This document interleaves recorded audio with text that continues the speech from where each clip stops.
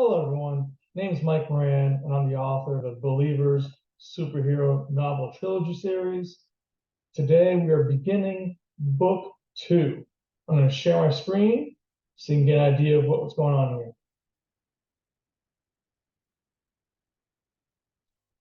All right, so here we are in book 2.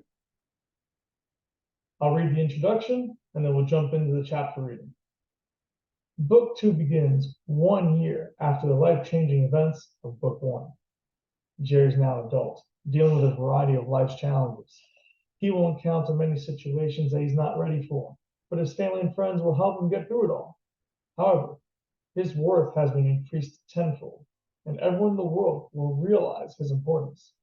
Jerry's story shatters limitations and expands across all borders, even going beyond the stars. Here we go. Chapter 1, Wedding Bells.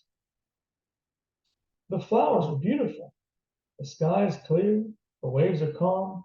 There's a cool sea breeze, too. The arch is wonderfully decorated. There are so many people gathered here. This is the perfect wedding. What more can you ask for? Jerry's mother, Sandra Miller, proclaimed. Jerry, this is a dream come true.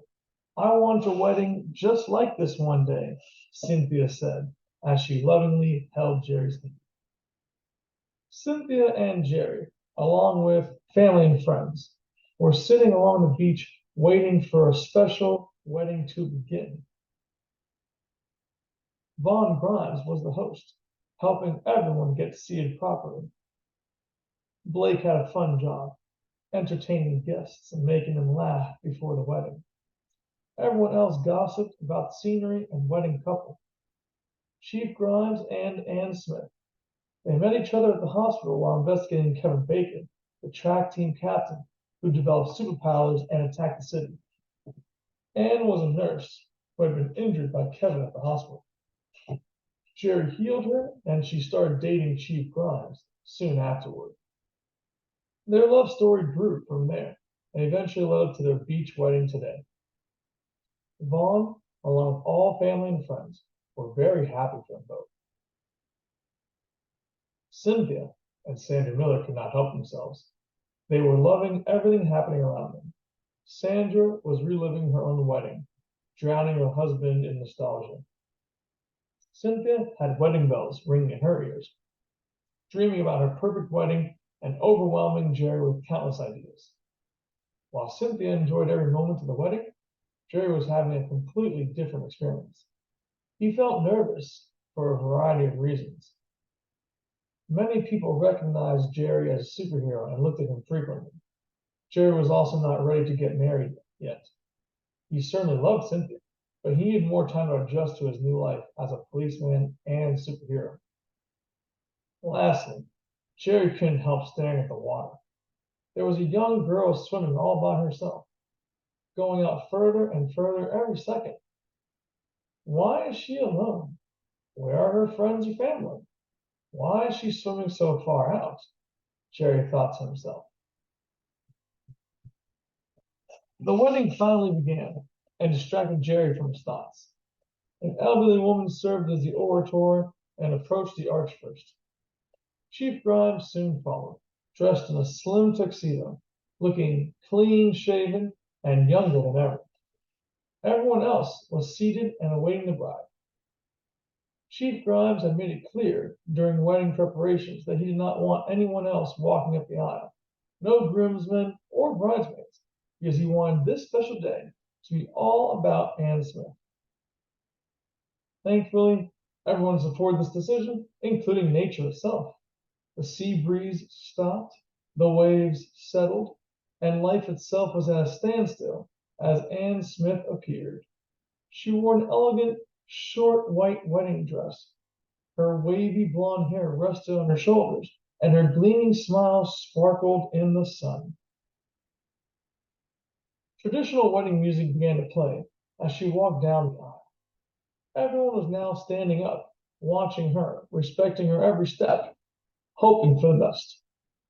Ann Smith gracefully arrived next to Chief Grimes and awaited instructions from the orator. The orator began her speech, but Jerry tuned it out and did not hear a word.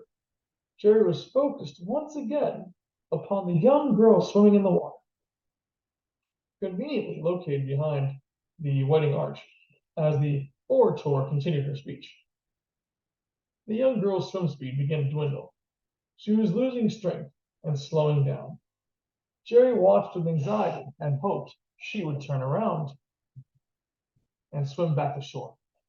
But she kept swimming outward towards the endless sea. What is she doing?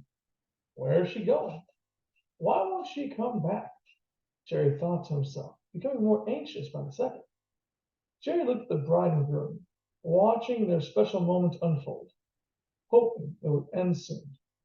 He desperately wanted to stop the mysterious girl from swimming out to her doom, but he did not want to ditch the wedding, especially during the last precious moments. The orator's speech was coming to an end, and the fairy tale kiss was just around the corner. But the young girl had run out of time. Her arms stopped moving, and her head was slipping underwater. Jerry hoped it was all a joke or a game, praying the young girl would fling her head out of the water, laughing and giggling as she swam back to shore. But Jerry knew that wasn't the case. The bride and groom finished proclaiming their love and both went in for the kiss. Everyone applauded and cheered for Chief Grimes and now Anne Grimes as their romantic dreams came true. But Jerry leaped high into the air, flew over the arch, and landed on the sand just behind it. Then he dashed towards the water. Everyone was shocked and confused, not knowing what was happening. They all soon gasped as Jerry ran on top of the water. His footsteps created light splashes, but otherwise, he dashed across the water like it was solid ground. He sprinted towards the young girl's last known location, bent down on his knees, and thrust his arm into the water. A few seconds later, Jerry pulled the young girl out of the water. He teleported with her onto the beach shoreline and laid her down on the ground. She wasn't moving. Her body was lying deathly still, and Jerry instinctively called out for Cynthia. Cynthia turned on her college nursing skills and ran over to Jerry and the young girl. Anne Grimes also hurried over to assist and guide Cynthia. They knelt down next to the young girl and discovered that her heart was beating, but she wasn't breathing. Cynthia began mouth-to-mouth resuscitation, breathing air into her lungs. As the air rushed into her lungs, the young girl soon awakened and began violently coughing out water. Anne Grimes leaned the girl to one side, trying to comfort her as she finished coughing. Soon everyone gathered around to see the young girl who had been rescued. She had fair white skin, long brown hair, and hazel eyes that could change color depending on her mood. Jerry already knew there was something odd about this young girl. Jerry felt power inside her, and her eyes changed color 3 times between being rescued and revived by Cynthia and Anne. Lastly, she looked about 12 years old, too young to be alone at the beach.